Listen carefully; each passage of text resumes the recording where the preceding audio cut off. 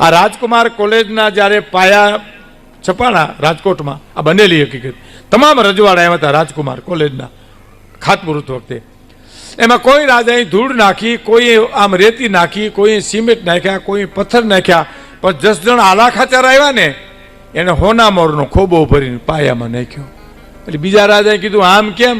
કે તમે તો બરાબર ધૂળ ને રેતી ને પથરા નાખ્યા તે બિલ્ડિંગ માટે જોઈએ, પણ મારે તો આમાંથી કોક દાતાર થવો જોઈએ એટલે મેં રૂપિયા નાખ્યા છે. ડોક્ટર થાય, વકીલ થાય, એન્જિનિયર થાય તો બરાબર, એમાંથી કોક દાતાર થવો જોઈએ એટલે સોના મોર આપ્યા હતા. અને એ જસના આલા ખાતર ને કોકે કીધેલું હો કે એટલી બધી દાતારી ન હોય, આ તો ગોળ હોય ને આ માખીઓ આવે. અને અડધી રાતે ગોળ મગાવીને આલા ખાતરે કામદારને કીધું તું કે લ્યો આ પડ્યો ગોળ, માખીયું લાવી દો. તો કે માખીયું તો બાપુ દી હોય તો આવે, તો કે માણાનો દી હોય તો કોક આવે.